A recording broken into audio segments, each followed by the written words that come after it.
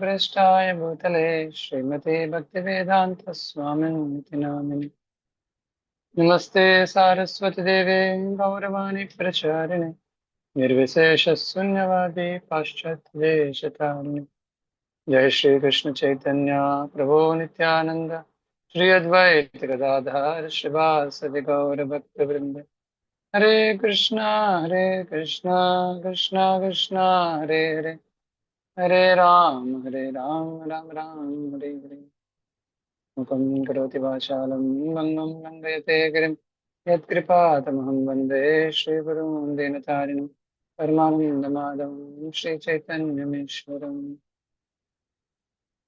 Hare Krishna. So welcome everyone for this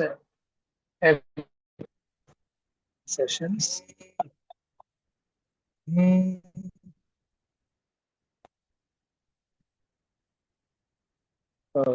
Today we'll be discussing about Purushottama Yoga. So it is a very auspicious month which comes once in 3 years, close to, that is called as the Adhika Mas, or also called as Mala Mas according to Karma Kandis, and from the devotee's point of view, it is Purushottama Mas. So according to the lunar calendar, it comes close to only around 353 days, some point something. तो हर साल में 10-10 दिन बच जाते हैं, तो उसको हर 3 साल में वो एक महीना के इसमें गिनते हैं. So that is how this one extra month is accommodated according to the lunar calendar. So that gets adjusted once in 3 years. And that is called as the Purushottama Mas. So it's a very famous tradition across many places that in this month there is a recitation of Purushottama Yoga chapter from Srimad Bhagavad Gita. So in order to glorify the Purushottama Yoga chapter, which is recited by Bhagavan Shri Krishna in Bhagavad Gita. So we will try to discuss as much as possible in this month about the Purushottama Yoga. So we'll recite the verses also, and then we will take up the explanations. So if anyone wishes, they can actually memorize this whole chapter according to their capability and time. ये बहुत अच्छा मौका है इस मास में हम पूरा जो ये अध्याय है केवल 20 श्लोका है, तो 2 ही चैप्टर है, वो सबसे छोटे चैप्टर्स है, that is this one and the 12th chapter. So we'll recite Shri Bhagavan Uvacha Urdhvamulam Adhashakam Ashvattam Praviravyayam Chandamsi Yasya Parnani Yastam Veda Savedavid. तो इसमें बताते हैं, this is a description of a metaphor which is used in the Upanishads. तो उपनिषद में जो एक उपमा analogy जो देते हैं उसके माध्यम से भगवान बहुत सारे चीज बताना चाहते हैं. So this whole material universe is compared with this ऊर्ध्व मूलम अधः शाकम. ऊर्ध्व मीन्स ऊपर, क्या है उधर? ऊर्ध्व मूलम. मूलम means roots. What is there on the top? The roots are there. Adhah shakam. The shakam, the branches are actually pointing towards the downward. Of what? Ashwatham, the tree called as Ashwatha. So Sri Prabhupada translates this as a banyan tree. Rahur avyayam. And how is this? This is avyayam. Avyayam means it is inexhaustible. Never it gets destroyed in one sense. So, and chandamsi yasya parnani. So, what are the leaves?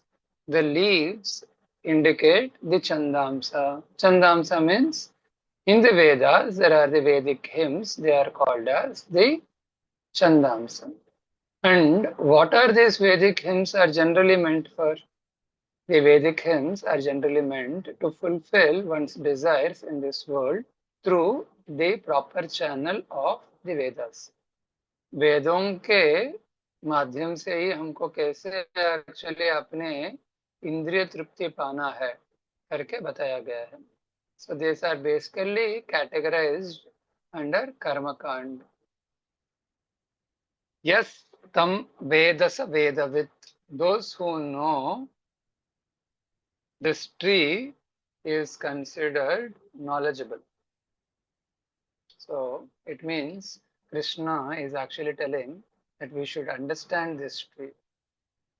So whenever we recite a particular verse and over a period of time, it stays in our subconscious memory and we memorize it. तो इधर भगवान बता रहे एक चीज को समझना है through understanding, so through jnana. And when one practices by implementing this knowledge in their life, then they will come to the conclusion of faith in understanding this knowledge. So in this way, one needs to implement this knowledge in our life so that we get realizations. तो अगर ये experience भी करना है जो भगवान बता रहे, where do we see such kind of tree in this world where the roots are on the top and the trunk is towards the bottom and the branches and the leaves are towards the downward direction? We can only experience this kind of tree when we go to a river, and on the banks of the river we see a big tree. And when we see the reflection of this big tree in the river from the banks, then only we can actually see such kind of image what Lord Krishna is projecting as a metaphor.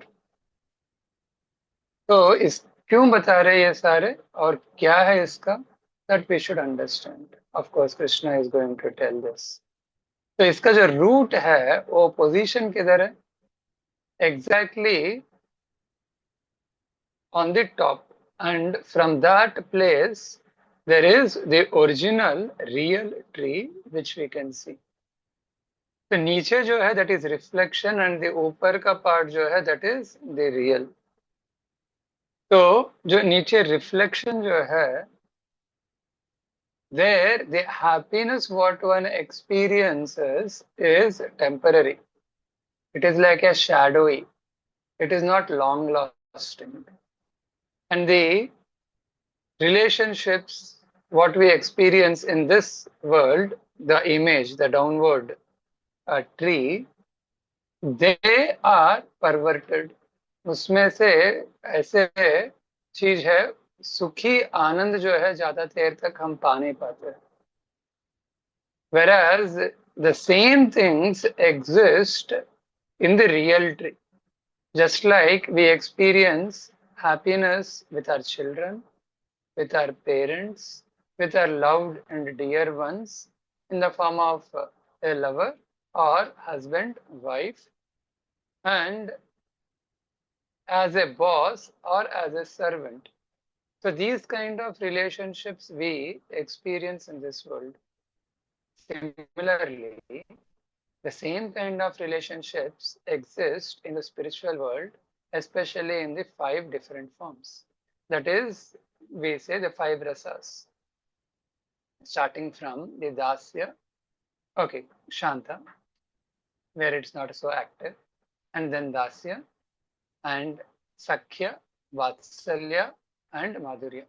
So the first one is the shanta, neutral. Then comes dasya, servitude, and then sakhya, the friendship. We have different friends in this world, which is perverted, and the real true friendship, which is laid only to serve others, to see others happy without any ulterior motivation for oneself. And the other is vatsalya. Vatsalya is the paternal affection. And then the highest is the madhurya, the conjugal love, where only one wants to please the other's senses without having any tinge for one's own satisfaction. So that is how this whole world is designed. And if you see the common portion or the intersecting portion of the reflected world and the real world is at the root. तो ऊपर नीचे से अगर देखेंगे branches से ऐसे करते करते करते रूट तक पहुंचेंगे और रूट कौन है? That is Krishna. एंड उसी रूट कृष्णा से ही ऊपर जो स्पिरिचुअल वर्ल्ड है वो भी आ रही है. So from this we can understand Krishna is the root of both material and spiritual worlds. So why does this whole material world, that is downward projected thing come up? ये क्यों आ सकता है? That is just because we want to experience. We want to experience this. So that is why Krishna facilitated. It is just because of our desire. केवल इच्छा के मात्र से पूरा एक्चुअली कृष्ण को फैसिलिटेट करना पड़ा.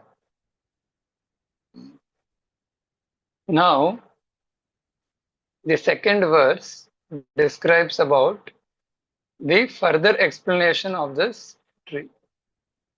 So it says, अधश्चोर्ध्वं प्रसृतस्तस्य शाखा गुणप्रवृद्धा विषयप्रवाला अधश्च मूलानि अनुसन्ततानि कर्मानुबन्धीनि मनुष्यलोके.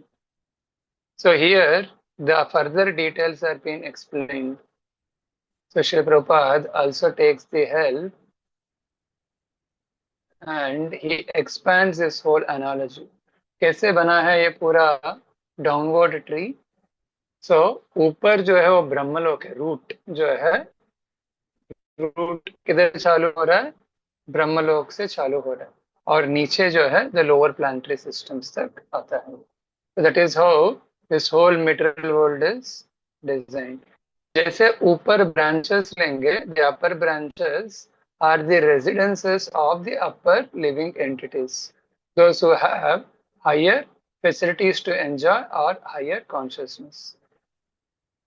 And then when it actually keeps coming down, the lower branches indicate the lower planetary systems or the lower species, that is the humans or animals and the other lower consciousness. और roots में the secondary roots जो होते हैं, that secondary roots are nothing but the attachment and aversion. What is attachment? ये मेरा है करके. And what is aversion? नहीं, ये मुझे चाहिए ही नहीं, ये मेरा नहीं है. So both attachment and aversion are the same side of the coin, are different sides of the same coin. तो इसका मतलब जो पूरा जो हमारे मटेरियल डिजायर्स के वजह से ये पूरा बना है ना, ये चाहिए वो चाहिए करके, ये सारे चीज दो के वजह से हुआ है. एक क्या है? एक आसक्ति है, दूसरा aversion है. And the leaves, as we have learned earlier, they are nothing but the chandamsi. Here it explains that the tips of the branches are considered as the senses, and the twigs जो है, जो branches से अभी अंकुरित हो रहे, अभी आ रहे, they are called as the sense objects. तो एक बार श्रील प्रभुपाद से एक डिसाइपल पूछते हैं, how does the spiritual world look like? So one of the, of course Srila Prabhupada explains this answer in different ways, but in this location he explains spiritual world means there are no dashboards. So ये dashboard हमको अभी समझ में नहीं आएगा. At that point of time, the dashboard means there is a war which is going on between USA and Vietnam, and US government used to recruit the people with or without their consent, by forcefully, they enter their names into the dashboard. So they have to go to fight against Vietnam. So even the civilians, the Americans, they don't like to enter into the dashboard, but somehow or other they are pushed over there. So Srila Prabhupada बताते, what is this material world? Material world means dashboard. Because they cannot relate, so for them, Srila Prabhupada tells like that. And seeing the perplexity, confusion in the face of the person who has asked this question, Srila Prabhupada narrates a beautiful story. He tells, once there was a Christian preacher. So he went to a particular place that is coal mine. And over there, he started preaching so that they want to take shelter of the Savior Jesus. So he went there and he said, you know, how does the hell look like? And if you don't surrender to Jesus, you will go to hell. So then they started asking, oh, really? So tell us, how does the hell look like? Then he started explaining, the hell is very dark. And they looked around and they saw, oh, under the coal mines, here it is, everything dark. And then the priest said, Pastor, the pastor said, it is very dank. So they saw around and they also found here also it's the same. So then the pastor understood. Seems they are not so convinced. And they said, probably if that is the same place over here, we don't have any objections staying here. If the hell is like this. So then he thought, if I don't scare them, what hell looks like, then they'll not take shelter of Jesus. So then they said, hell means there is no newspaper. That is hell. Then immediately everyone got afraid and they said, oh, if that is what hell is, then we will surrender to Jesus. So in our lives now, the life without mobile is like hell. So then everyone actually understood what is hell. So similarly, in the material world, it is exactly like this. So the perverted reflection is compared like that. Now, the text 3 actually tells about how one should cut with the axe this material world. When it is said one needs to cut, what exactly does it mean? So we'll recite the third verse. न रूपमस्येह ततोपलभ्यते नान्तो न चादिर् न च सम्प्रतिष्ठा अश्वत्थमेनं सुविरूढमूलम् असङ्गशस्त्रेण दृढेन चित्वा. So asanga shastrena, dridhena chitva. Chitva means to cut. To cut this with the powerful shastra. How? Through the process of detachment. Asanga, that is detachment. So can we really literally cut this material universe with the axe, this branch, and the root, the trunk? No, that is not possible. So what exactly Krishna is trying to tell? Krishna is trying to tell that we need to cut our desires. And we have understood what are the secondary roots. How do we cut the roots? That is attachments and aversions. So we need to destroy the roots. How? By cutting the desire to enjoy in this world and to have aversions in this world, likes and dislikes of this world. And How do we actually surrender? That will be explained in the fifth verse. Before that, Lord Krishna is explaining how, what would be the destination. Fourth verse. Tatap padam tat parimargitavyam yasmin gata na nivartanti bhuya tameva chadyam purusham prapadye yatah pravritte prashrata purani. So here it is said, one must seek that place from which no one returns back. तो अभी इधर को भगवान क्या बोल रहे हैं? तम एव चाद्यम पुरुषम प्रपद्ये. So he is not saying one should actually surrender to me or one should come to me. He is saying yasmin gata na nivartanti bhuya tatap padam tat parimargatavyam. Tat, he is using the word tat in Sanskrit. The word tat is used to indicate a third person. Mam means me. I am the first person. Third person is that, he, or that place. That is tat. So one would be wondering why Krishna is actually using the word tat. And tat means that. Generally, sometimes we also misunderstand. Tat means it is not indicating to a particular person, but to an impersonal object or an impersonal place. It is just an abode where no one is. It may be a place where there are no relationships. It may be a place without a person.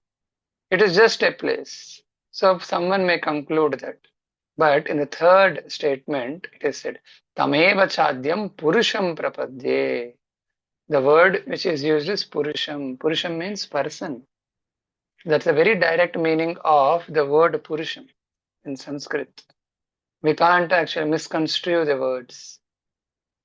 Yata pravritti prashrita purani. Yeah. So here one needs to surrender.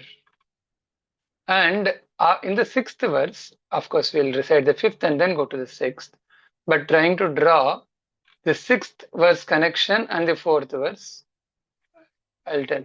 Sixth verse says, न तद्भाष्यते सूर्यो न शशांको न पावकः यद्गत्वा न निवर्तन्ते तद्धाम paramam mama. Here, the description of that place is described. What does it say? न तद्भाष्यते सूर्यो.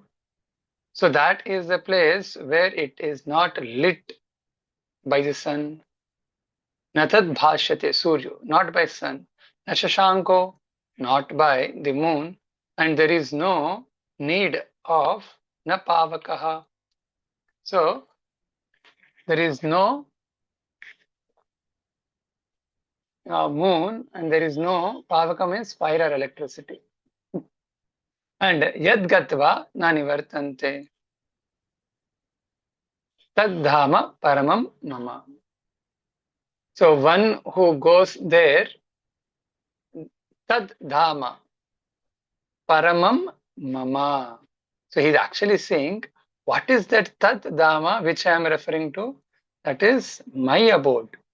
So he could have used the word, actually if you come to me or my abode, then you don't need to return.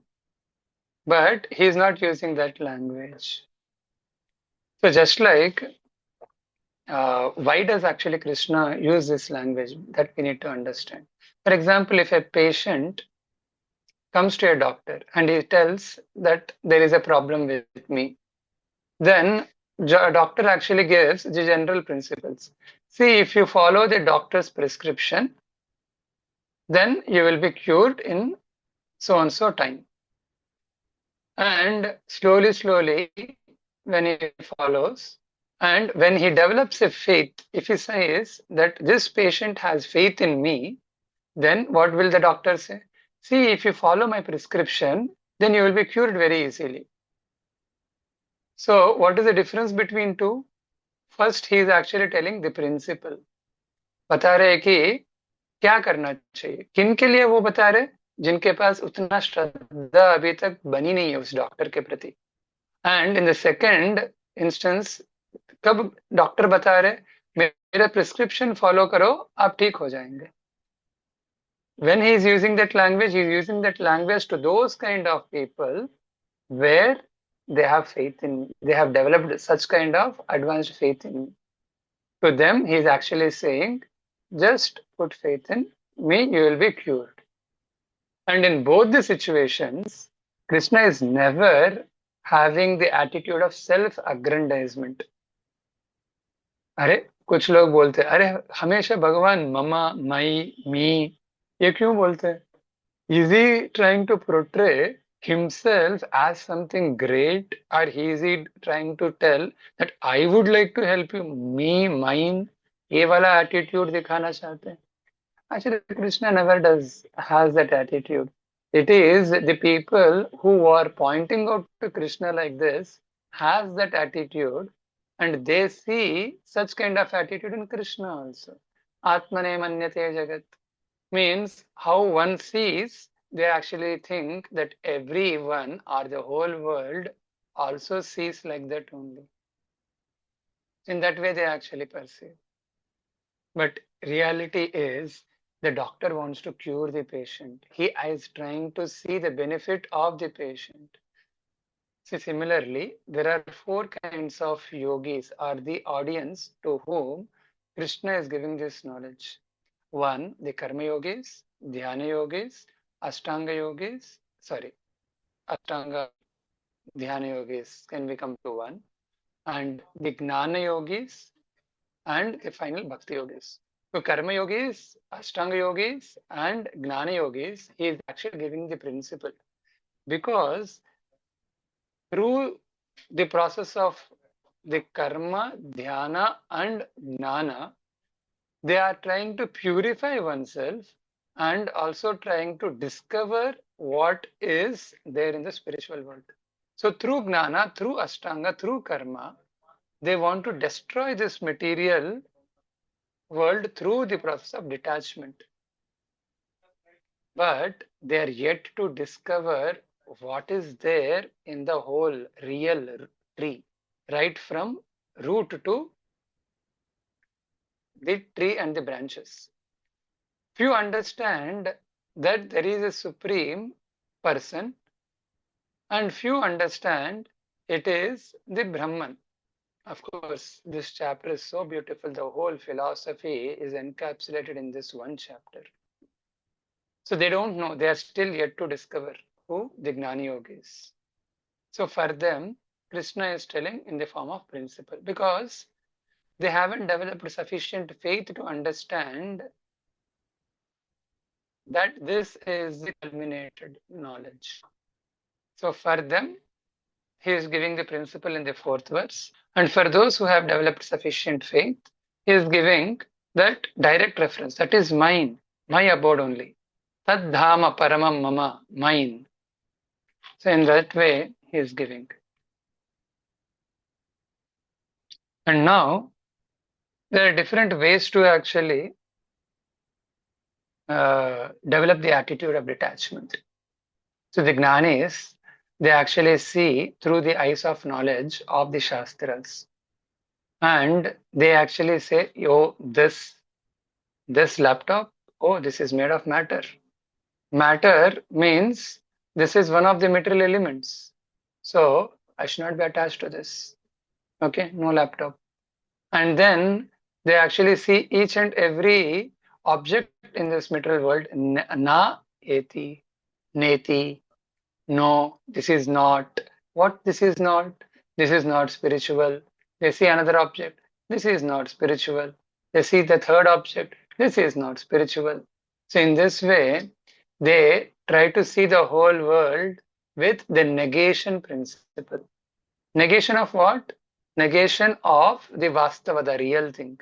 So in that way, they develop an attitude of detachment of this is not real, this is only temporary. Why should I spend time in being attached to this? So, no. In that way, they actually approach. Whereas, the bhaktas, they get detached by surrendering, by developing a positive taste to the real thing. So, the fifth verse is actually the hint for us to understand how this asanga shastrena, how one can actually detach. I'll recite the fifth verse.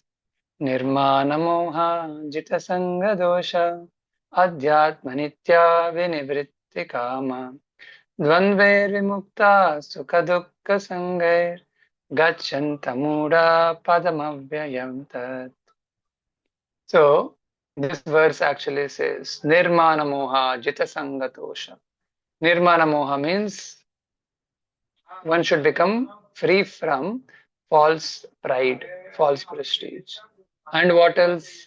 Illusion and the false association. And he should be freed from the lust. He should be freed from the dualities of happiness and distress. And one who is not bewildered of all this, they should surrender to the Supreme Personality of Godhead. If they do that, then they will attain that padam, that place which is described in the fourth verse. So, the whole process of surrender is actually described in this verse. Srila Prabhupada writes like that. And then in the purport, he writes, what is the first qualification what one should develop in the process of surrender? He says, a conditioned soul should not be puffed up. He should think, he should get the knowledge that what he is, what is his real identity. One should not think that he is the proprietor of all the land what he surveys. Now we are actually having the fights between the geographical lands. ये मेरा है, ये आपका है, ये आपका देश है, तो इसलिए मैं आपको अटैक कर रहा हूँ. ये मेरा है, that is why I am protecting it. So one should not be puffed up in identifying a small piece of land as oneself and try to fight amongst each other. And then when this whole ये land है, and sometimes it actually ends with the objects, and sometimes it ends up with the smallest objects. Wealth हो गया, land हो गया, गाड़ी हो गया. And then through the example of the Dasharathi and Ramanujacharya, how many of you have not heard this story? You can let us know. So once there's a very illustrious disciple of Dasharathi. Once Dasharathi was looking at the beautiful face of the woman on the street, and the very same time, Lord Ranganath was passing by in the procession. तो जब ऐसे चल रहे थे, तो everyone is looking at Ranganath. And then there is only one person who is unaffected by the procession. That is Dasharathi. Dasharathi is continuously gazing at the beautiful eyes of the woman. Then, by seeing this person's attachment towards this woman, the great Acharya Ramanujacharya felt compassionate. And then he asked, are you not attracted by the beautiful form of Ranganath? So then, in order to make him attracted to the beautiful form of the Ranganath, he took Dasharathi to the sanctum sanctorium of Ranganath temple and he asked him to take darshan of Ranganath. Because of the dint of the power of Ramanujacharya, he actually saw the beautiful form of Ranganath and he experienced the divine beauty. And one can actually see the material beauty and can get attracted, but when one sees the divine beauty of the Lord, all the senses get attracted automatically without any reservation. And they can't experience such kind of happiness, the joy, and the helplessness in just seeing the beautiful form of the Lord. And when such kind of beauty was experienced by Dasharathi, he actually understood that one needs to surrender to this beauty. And he got married to the same woman, and Dasharathi and the lady, they started living together and both became beautiful Vaishnava and Vaishnavi and started serving Ramanujacharya and Ranganath. So at some point of time, when Ramanujacharya was uh, glorifying Dasharathi and giving him good respect and taking him in the inner associates, few of the renunciants in the ashram of the Ramanujacharya felt uh, awkward, and they were thinking why Dasharathi is actually getting so much uh, appreciation or special recognition in the eyes of the Ramanujacharya, whereas we see him as a materialist, as a person who is mingling freely with the woman, whereas we are renunciants. We are not mingling with the woman. We are following the strict celibacy, and we are not attached to any of this. We don't even have our belongings.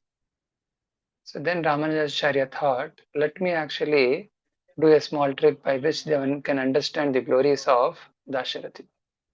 So he made an arrangement where the lion cloth, that is kopin, was exchanged or lost. So the person went and he was looking for his lion cloth. He found it was not there, and then it was actually found on the other line, rope line. And then he started saying, how can you actually take my lion cloth? And that's how the quarrel between both of them actually started. And then both of them went to Ramanujacharya, and Ramanujacharya heard. And after some time, Ramanujacharya said, go to Dasharathi, we are in need of funds, go and take the ornaments which are there on uh, the wife of Dasharathi. So they secretly went in the night. They were actually trying to fulfill the wish of the Guru by taking some ornaments so that the ashram can be uh, run. They went and they were trying to remove the ornaments from the wife of Dasharathi. So immediately the wife of Dasharathi turned towards one side so that the ornaments can be removed easily by these people, because she easily understood that my guru is in need of some wealth. So that is why the disciples have come for the wealth. So I should not embarrass them. So I should just help them so that they can take the ornaments nicely. So she turned towards side. And when she turned towards the other side, immediately they thought probably she would wake up and she would catch us. So it is better we will leave. And they left. And after some time, the wife explained the whole thing to Dasharathi, and Dasharathi chastised his wife. He said, why did you actually turn? You should not have even turned. You should have been like that. Because you have turned on the other side, they actually could not get the opportunity to take all these ornaments. In that way, we have lost the service to serve our Guru. Seems our Guru is in need of all these things, so we should actually give this wealth to our Guru. And when this was known to them, then they understood the greatness of Dasharathi. So asanga shastrena dridena kritva. What does that mean? One should not just forego the material objects, rather one should cut the root, that is the secondary roots, that is the desire to enjoy them. Having them is not a problem, but trying to increase them for one's own enjoyment is not so much recommended. And understanding that whatever I have is for the service of Krishna, then one should understand their level of advancement is much more.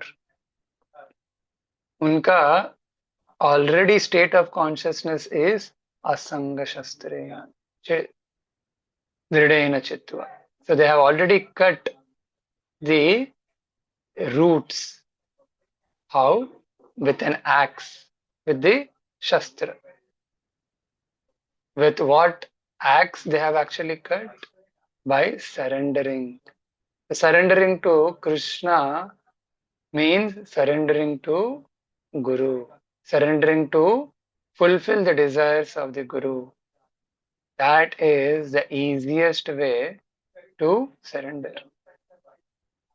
How actually Lord reciprocates if one surrenders is explained by Lord Ram when Vibhishana comes. This is one of the most beautiful verses which is recited. That is Sakradev prapannoyam tavasmin chayachate abhyam sarvada tasmai dadam etad vratam mama. I take the vow. Who is taking the vow? Lord Ramchandra is taking the vow. What is that vow? Even if one sakrit, even once, if one actually comes and tells that, oh my dear Lord Ram, I am yours, then I consider he is surrendered, he is my person. So that is how Lord Ram perceives a person to be surrendered. And Gajendra, in his prayers, he is actually addressing Hari in this way. That is Madrik Prapanna Pashupasha Vimokshanaya Muktaya Bhuri Karunaya Namo Lalaya. So he is saying Madrik Prapanna Pashupasha Vimokshanaya. I am an innocent, ignorant animal, but I am surrendering unto you, O my dear Lord. And how are you? You are Bhuri Karunaya. You are most merciful. And are you just simply most merciful? If you are simply most merciful, probably you may delay in coming and rescuing me, in helping me. I am surrendered unto you. You may be most merciful, but if you delay like this, how would it go? No, you just does not have only the characteristic of most merciful, but you are also alayaya, means you are not lazy in rescuing your devotees. So you are immediately come and rescue your surrendered souls. So that is how Gajendra tells. And once we can see this in the lives of Srila Prabhupada, multiple episodes which actually signify the Srila Prabhupada's surrender. Multiple times in the first volume of Srila Prabhupada Leelamrit we can find he keeps on writing the letters to different dignitaries, and he is actually writing BTG magazines when there is Second World War, where there are bombshells which are dropping. Kim, Tom, such kind of bombshells, the sounds of the bombshells Srila Prabhupada is hearing. And he is actually putting the lamp inside and covering the curtain so that the light does not go out. And he is writing the articles of BTG Back to Godhead. He is not having any indication that who is going to read. He is not having that how am I actually going to print and distribute. And even he goes to Jhansi, he is trying to form the League of Devotees. But no one is interested. He keeps putting immense efforts. And his factory was almost on fire, bankrupt. He took 40,000 rupees on loan. उस समय में 40,000 rupees. Very huge sum. And when it is actually completely failed, and he's turning towards Krishna and is happy with whatever has happened in his life. And he's thinking, You have actually showered special mercy upon me. This is surrender. This kind of being happy when once every material plan is being smashed, that is surrender. In Mukundamala Stotra, Kulashekar Alvar recites this very beautiful shloka. He says, Yajantu bandhava sarve nindanto guravo jana tathapi paramanando govindam mama jivanam. Yajantu bandhava sarve. Let all my relatives, friends abandon me. Nindanto guravo jana. Let my all seniors criticize me. Tathapi Paramanando Govinda Mama Jivanam. Let my only pleasure be Govinda. So that is my pleasure. So all the other things, all the other tribulations of this material world, be there. I'm not saying let they be removed or let they not come. Even if they come, for taking shelter of Krishna, I don't mind. For Krishna, I don't mind such kind of troubles. So that is the hallmark of the advanced devotees who have taken shelter of Krishna. In following the footsteps of Srila Prabhupada, their disciples also practiced in a similar way. Take the example of His Holiness Jaipatak Swami Maharaj. What kind of troubles he hasn't taken? Srila Prabhupada said, I have given you the land, now you develop it. And just by taking that, he literally had to undergo so many troubles physically and through uh, uh, extra in the sense by from external situations, through dacoits, through thieves, and many other things. And once His Holiness Bhaktivedanta Swami Maharaj got a dream. In the dream, Srila Prabhupada came and he actually was showing different people who are black faced one by one. Look at him, look at him. And through that instruction, through that dream, he is actually saying, now go to Africa and share Krishna consciousness to all these black people. And he got up and he shared this dream to the disciples, Ekveer Prabhu and Brajlila Mataji.